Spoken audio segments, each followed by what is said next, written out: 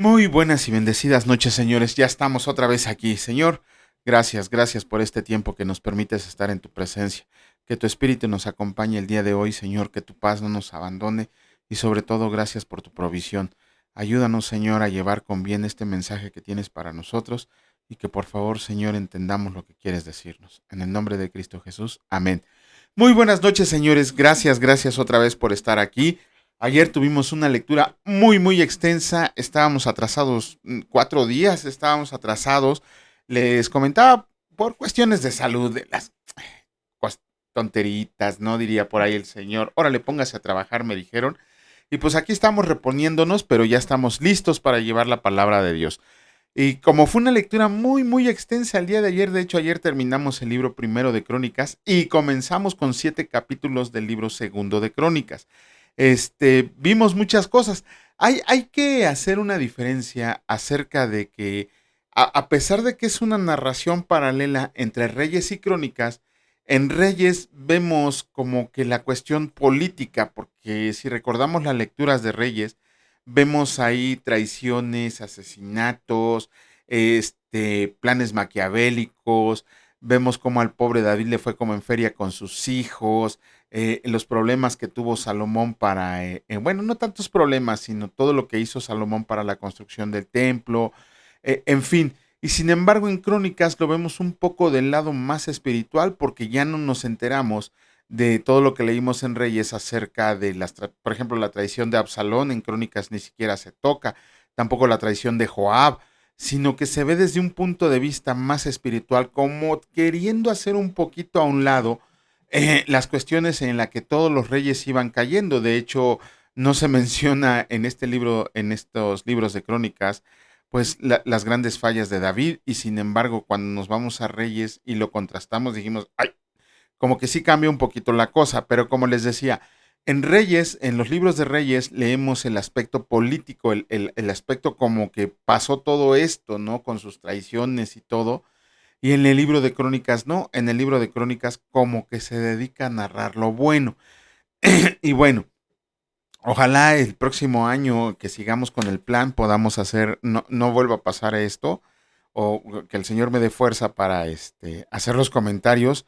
Y pues ahora no nos queda más que comenzar con la lectura del día de hoy. Hoy nos toca comenzar con el capítulo 8 del libro segundo de Crónicas, y escrito está. Otras actividades de Salomón. Después de 20 años, durante los cuales Salomón había edificado la casa del Señor y su propia casa, reedificó Salomón las ciudades que Hiram le había dado y estableció en ellas a los hijos de Israel. Después vino Salomón a Amat de Soba y la tomó, y edificó a Tadmor en el desierto y todas las ciudades de aprovisionamiento que edificó en Amat. Asimismo reedificó a Bet-Orón la de arriba y a Bet-Orón las de abajo, ciudades fortificadas con muros, puertas y barras, y a Baalat y a todas las ciudades de provisiones que Salomón tenía, también todas las ciudades de los carros y las de gente de a caballo, y todo lo que Salomón quiso edificar en Jerusalén, en el Líbano y en toda la tierra de su dominio, y a todo el pueblo que había quedado de los heteos, amorreos, fereceos, heveos y jebuseos, que no eran de Israel, los hijos de los que habían quedado en la tierra después de ellos, a los cuales los hijos de Israel no destruyeron del todo. Hizo Salomón tributarios hasta hoy. Pero de los hijos de Israel no puso Salomón siervos en su obra, porque eran hombres de guerra, y sus oficiales y sus capitanes y comandantes de sus carros, y su gente de a caballo. Y tenía Salomón 250 gobernadores principales, los cuales mandaban sobre aquella gente. Y pasó Salomón a la hija de Faraón de la ciudad de David a la casa que él había edificado para ella, porque dijo, mi mujer no morará en la casa de David, rey de Israel, porque aquellas habitaciones donde ha entrado el arca del Señor son sagradas. Entonces ofreció Salomón holocaustos al Señor sobre el altar de Dios que él había edificado delante del pórtico, para que ofrecieran cada cosa en su día conforme al mandamiento de Moisés en los días de reposo, en las nuevas lunas y en las fiestas solemnes, 3 veces en el año, esto es, en la fiesta de los panes sin levadura, en la fiesta de las semanas y en la fiesta de los tabernáculos. Y constituyó los turnos de los sacerdotes en sus oficios, conforme al ordenado por David su padre, y los levitas en sus cargos para que alabaran y ministraran delante de los sacerdotes, cada cosa en su día, asimismo los porteros por su orden a cada puerta, porque así lo había mandado David, varón de Dios, y no se apartaron del mandamiento del rey en cuanto a los sacerdotes y los levitas y los tesoros y todo negocio, porque toda la obra de Salomón estaba preparada desde el día en que se pusieron los cimientos de la casa del Señor hasta que fue terminada, hasta que la casa del Señor fue acabada totalmente. Entonces Salomón fue a Esión-Geber y a Elot, a la costa del mar en la tierra de Edom, porque Hiram le había enviado naves por mano de sus siervos y marineros diestros en el mar, los cuales fueron con los siervos de Salomón a Ofir y tomaron de allá 450 talentos de oro y los trajeron al rey Salomón. Comenzamos con la lectura del capítulo 9 del libro segundo de Crónicas. Escrito está: La reina de Saba visita a Salomón. Oyendo la reina de Saba la fama de Salomón, vino a Jerusalén con un séquito muy grande, con camellos cargados de especies aromáticas, oro en abundancia y piedras preciosas, para probar a Salomón con preguntas difíciles. Y luego que vino a Salomón, habló con él todo lo que en su corazón tenía, pero Salomón le respondió a todas sus preguntas, y nada hubo que Salomón no le contestara. Y viendo la reina de Saba la sabiduría de Salomón y la casa que había edificado, y las viandas de su mesa, las habitaciones de sus oficiales, el estado de sus criados y los vestidos de ellos, sus maestresalas y sus vestidos, y la escalinata por donde subía a la casa del Señor, se quedó asombrada. Y dijo al rey: Verdad es lo que había oído en mi tierra acerca de tus costas y de tu sabiduría, pero yo no creía en las palabras de ellos hasta que he venido, y mis ojos han visto, y he aquí, que ni aun la mitad de la grandeza de tu sabiduría me había sido dicha, porque tú superas la fama que yo había oído. Bienaventurados tus hombres y dichosos estos siervos tuyos que están siempre delante de ti y oyen tu sabiduría. Bendito sea el Señor tu Dios, el cual se ha agradado de ti para ponerte sobre su trono como rey para el Señor tu Dios. Por cuanto tu Dios amó a Israel para firmarlo perpetuamente, por eso te ha puesto por rey sobre ellos para que hagas juicio y justicia. Y dio al rey 120 talentos de oro y gran cantidad de especies aromáticas y piedras preciosas. Nunca hubo tales especies aromáticas como las que dio la reina de Sabá al rey Salomón. También los siervos de Hiram y los siervos de Salomón que habían traído el oro de Ofir trajeron madera de sándalo y piedras preciosas, y de la madera de sándalo el rey hizo gradas en la casa del Señor y en las casas reales y arpas y salterios para los cantores. Nunca en la tierra de Judá se había visto madera semejante. Y el rey Salomón dio a la reina de Saba todo lo que ella quiso y le pidió, más de lo que ella había traído al rey.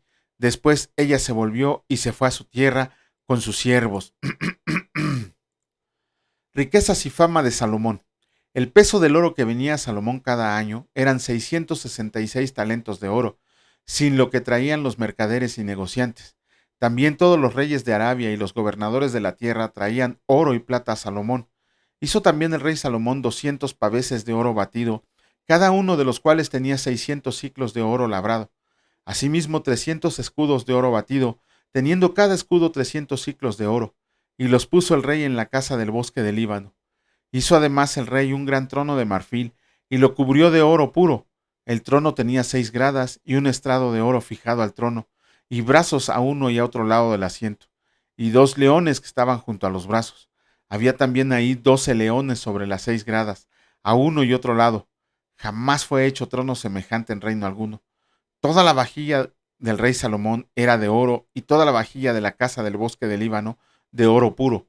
En los días de Salomón la plata no era apreciada, porque la flota del rey iba a Tarsis con los siervos de Hiram, y cada 3 años solía venir las naves de Tarsis y traían oro, plata, marfil, monos y pavos reales. Y excedió el rey Salomón a todos los reyes de la tierra en riqueza y en sabiduría, y todos los reyes de la tierra procuraban ver el rostro de Salomón para oír la sabiduría que Dios le había dado.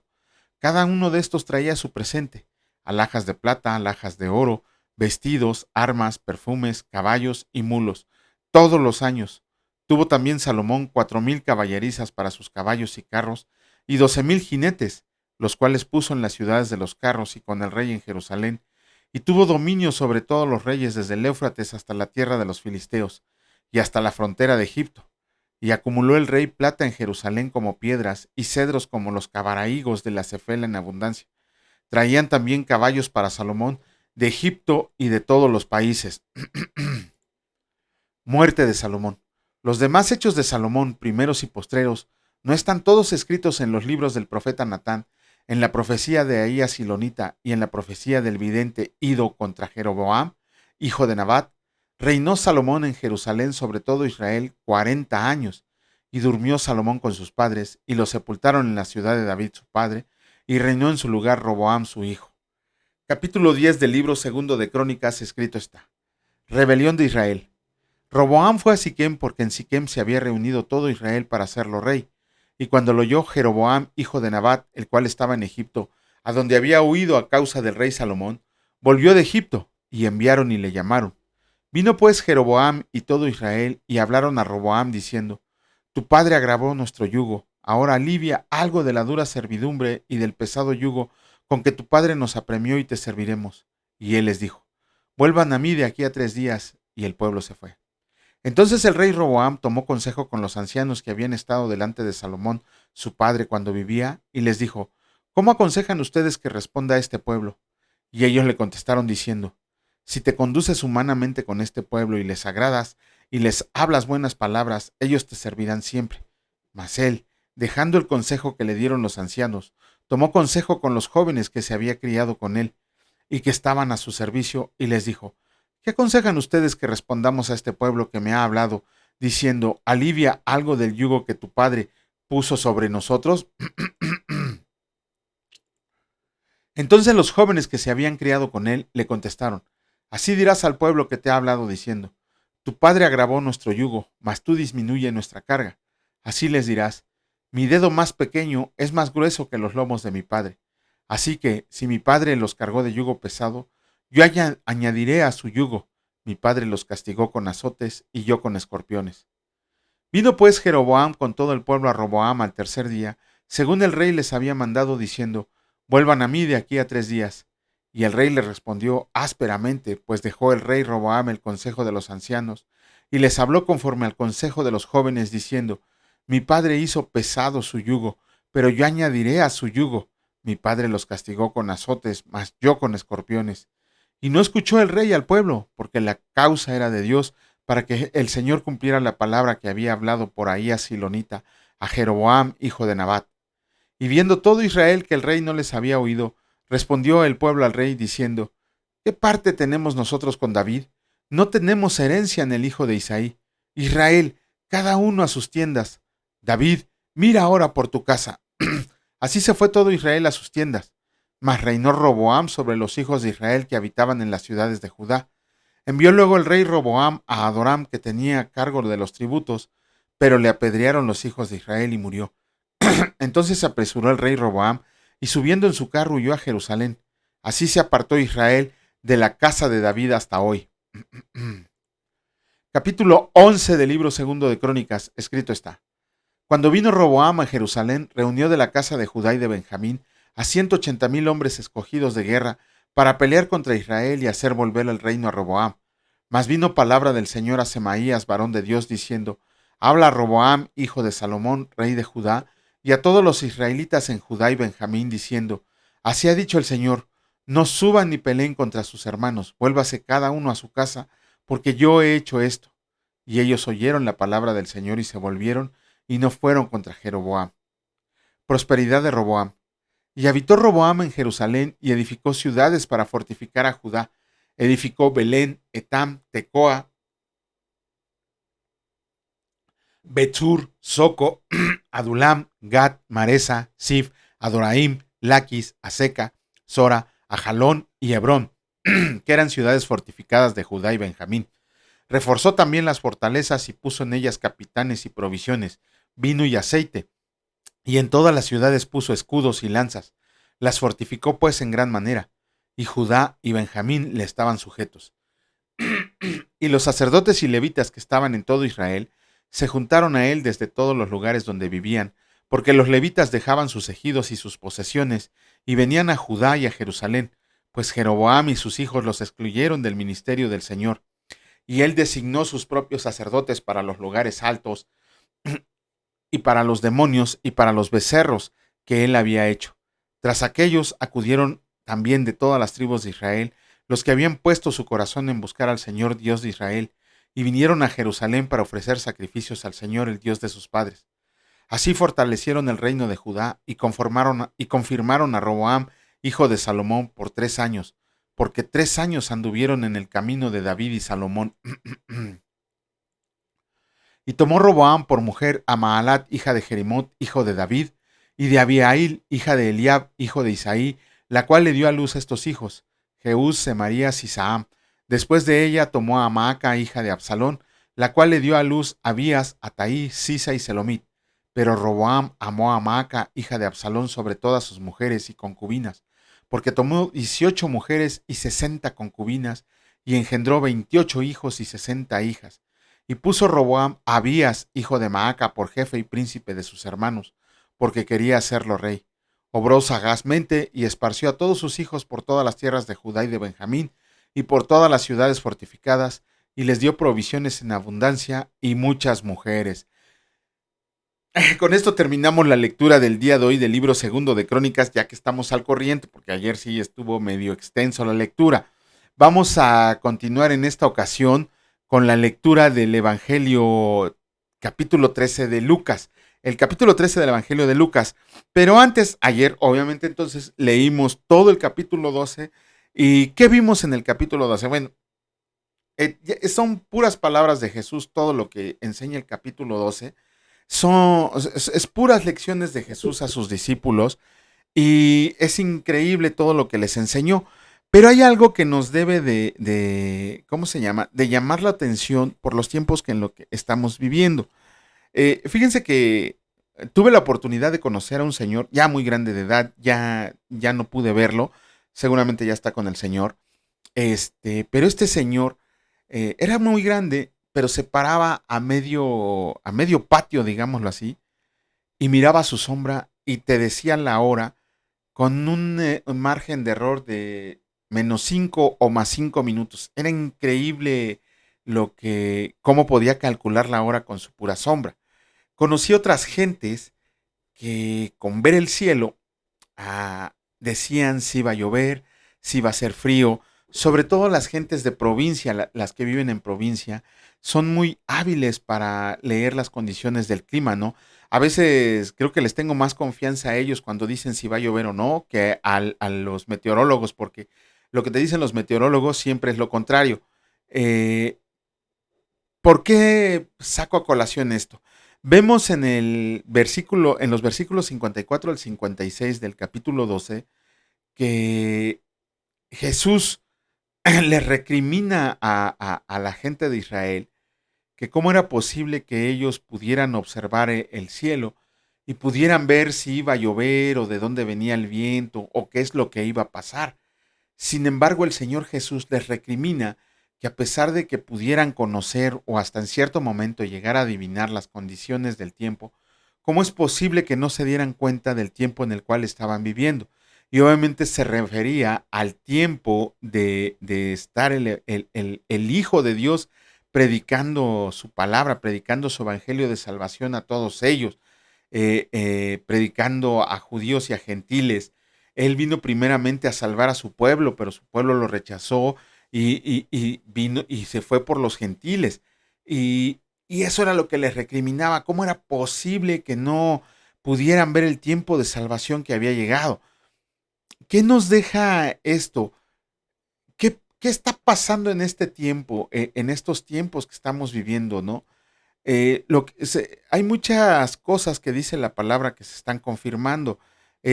Yo nunca, como siempre les he dicho, nunca les voy a decir que, ay, dentro de 2 años o dentro de 5 años o dentro de 10 años va a venir el Señor Jesús. No, porque Dios es Dios y si en su soberanía dice en 5 minutos, no tendrían por qué cumplirse todas las profecías, porque es Dios y Él hace lo que quiere.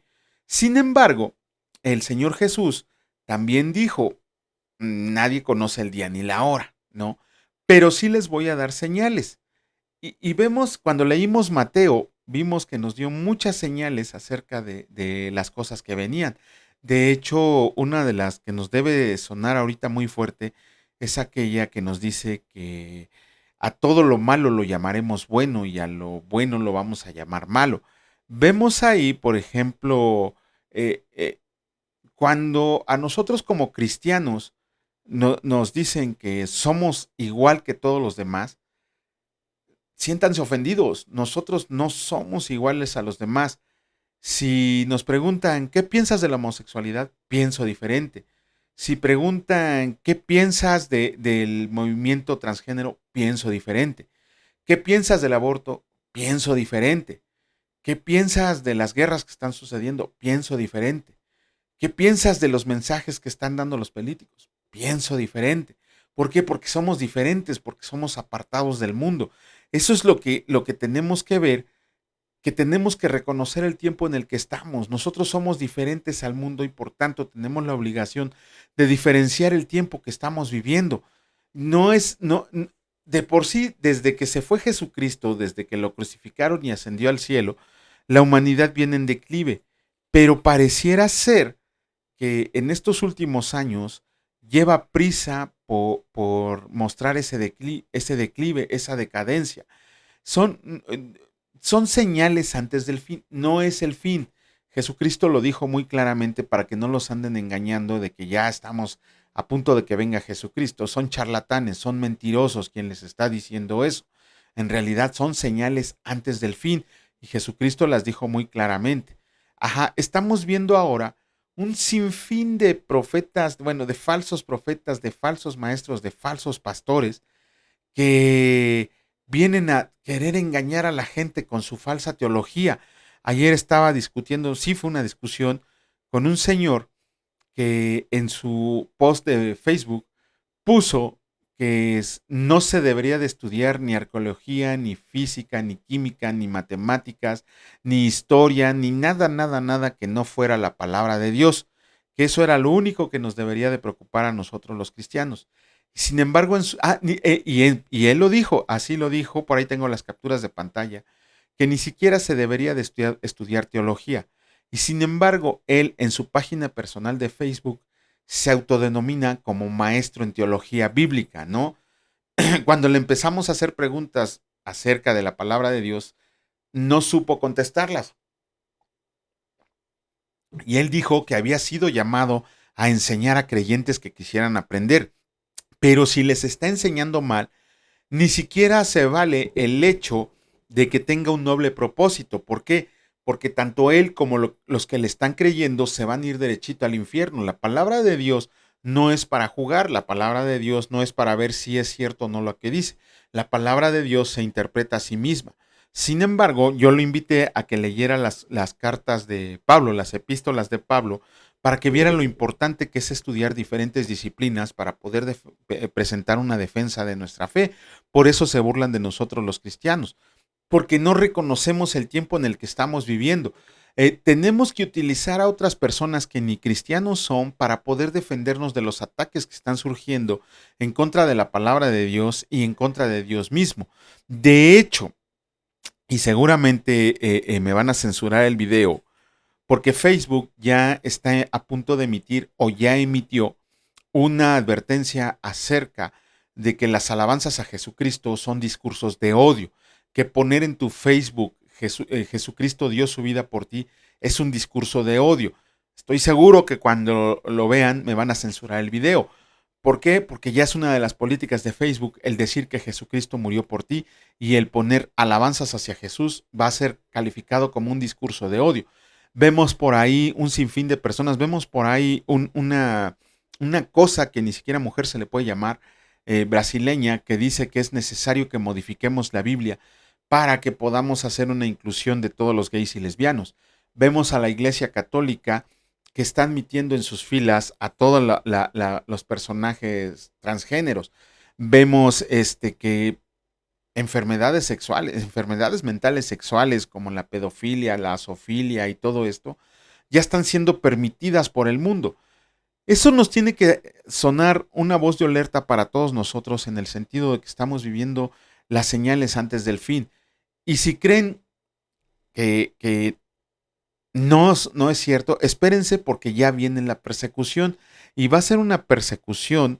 Está empezando levemente diciéndonos que estamos lavados el cerebro, que la Biblia no es verdad, que la palabra de Dios no es verdad, que Dios no existe, que la ciencia esto, que la ciencia es el otro.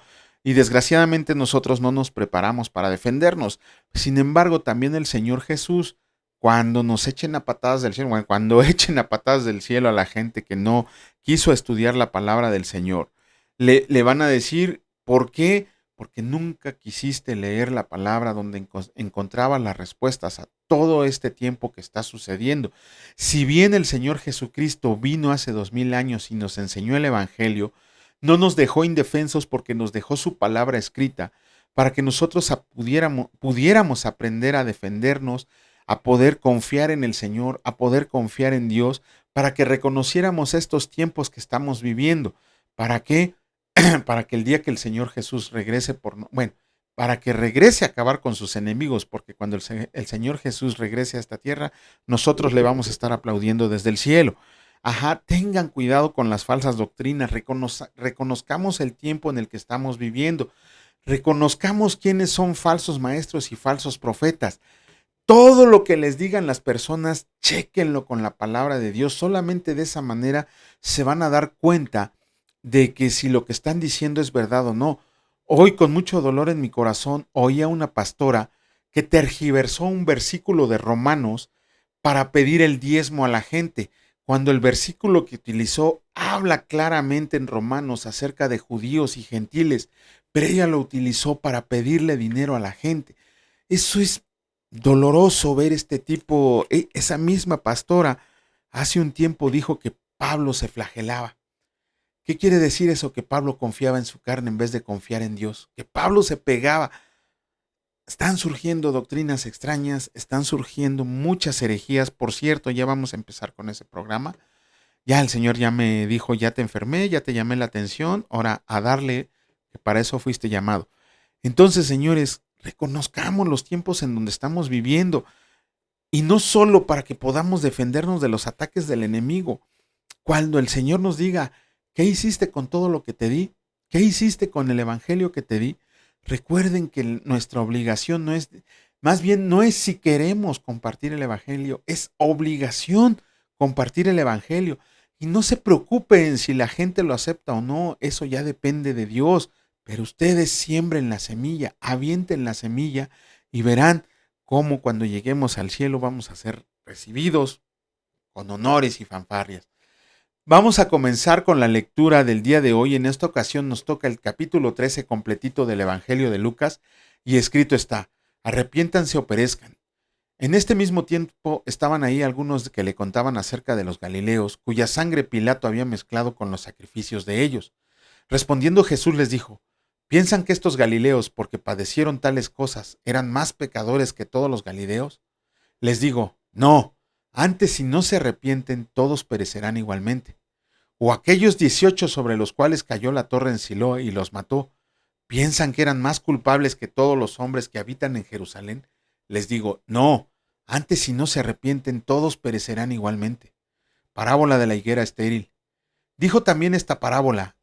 Tenía un hombre una higuera plantada en su viña, y vino a buscar fruto en ella y no lo halló. Y dijo al viñador, he aquí, hace 3 años que vengo a buscar fruto en esta higuera y no lo hallo. Córtala, para que se inutiliza también la tierra. Él entonces respondiendo le dijo, Señor, déjala todavía este año, hasta que yo cabe alrededor de ella y la abone, y si diera fruto bien, y si no, la cortarás después. Jesús sana a una mujer en el día de reposo. Enseñaba Jesús en una sinagoga en el día de reposo, y había ahí una mujer que desde hacía 18 años tenía espíritu de enfermedad y andaba encorvada y en ninguna manera se podía enderezar. Cuando Jesús la vio, la llamó y le dijo, Mujer, eres libre de tu enfermedad. Y puso las manos sobre ella, y ella se enderezó luego y glorificaba a Dios. Pero el principal de la sinagoga, enojado de que Jesús hubiera sanado en el día de reposo, dijo a la gente, 6 días hay en que se debe trabajar. En estos pues, vengan y sean sanados, y no en día de reposo. Entonces el Señor le respondió y le dijo, Hipócrita, cada uno de ustedes no desata en el día de reposo su buey o su asno del pesebre y lo lleva a beber. Y a esta hija de Abraham, que Satanás había atado 18 años, ¿no se le debía desatar de esta ligadura en el día de reposo? Al decir él estas cosas, se avergonzaban todos sus adversarios, pero todo el pueblo se regocijaba por todas las cosas gloriosas hechas por él. Parábola de la semilla de mostaza. Y dijo, ¿A qué es semejante el reino de Dios y con qué lo compararé? Es semejante al grano de mostaza que un hombre tomó y sembró en su huerto y creció y se hizo árbol grande, y las aves del cielo anidaron en sus ramas. Parábola de la levadura. Y volvió a decir, ¿a qué compararé el reino de Dios? Es semejante a la levadura que una mujer tomó y escondió en 3 medidas de harina hasta que todo hubo fermentado. La puerta estrecha. Pasaba Jesús por ciudades y aldeas enseñando y encaminándose a Jerusalén. Y alguien le dijo, Señor, ¿son pocos los que se salvan? Y él les dijo, esfuércense a entrar por la puerta angosta, porque les digo que muchos procurarán entrar y no podrán. Después que el padre de familia se haya levantado y cerrado la puerta, y estando fuera empiece a llamar a la puerta, diciendo, Señor, Señor, ábrenos. Él respondiendo les dirá, no sé de dónde son. Entonces comenzarán a decir, delante de ti hemos comido y bebido, y en nuestras plazas enseñaste. Pero les dirá, les digo que no sé de dónde son. Apártense de mí todos ustedes hacedores de maldad. Ahí será el llanto y el crujir de dientes cuando vean a Abraham, a Isaac y a Jacob y a todos los profetas en el reino de Dios. ¿Dónde? En el reino de Dios. Y ustedes estén excluidos, porque vendrán del oriente y del occidente, del norte y del sur, y se sentarán a la mesa en el reino de Dios. Y he aquí, hay postreros que serán primeros y primeros que serán postreros. Lamento de Jesús sobre Jerusalén. Aquel mismo día llegaron unos fariseos diciendo, sal y vete de aquí, porque Herodes te quiere matar. Y les dijo, vayan y digan a aquella zorra, he aquí echo fuera demonios y hago curaciones hoy y mañana, y al tercer día termino mi obra. Sin embargo, es necesario que hoy y mañana y pasado mañana siga mi camino, porque no es posible que un profeta muera fuera de Jerusalén. Jerusalén, Jerusalén, que matas a los profetas y apedreas a los que te son enviados. ¿Cuántas veces quise juntar a tus hijos como la gallina sus polluelos debajo de sus alas y no quisiste? He aquí, su casa les es dejada desierta y les digo que no me verán hasta que llegue el tiempo en que digan, bendito el que viene en el nombre del Señor.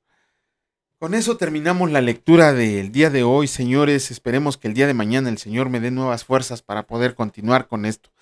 Señor, te agradecemos por este tiempo. Gracias, Señor, porque el día de hoy nos llenaste de bendición, nos proveíste, Señor, porque gracias a ti nos levantamos, porque por tu misericordia no hemos sido consumidos.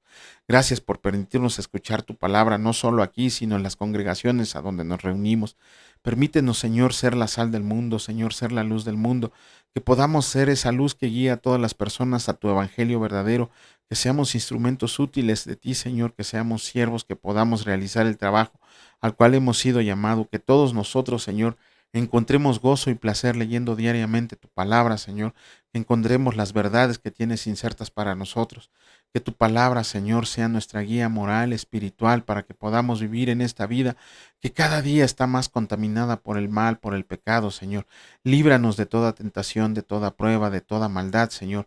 Danos la experiencia, la fuerza, el conocimiento y la sabiduría necesaria para que podamos defender nuestra fe, Señor, para que podamos proclamarnos como campeones delante de ti.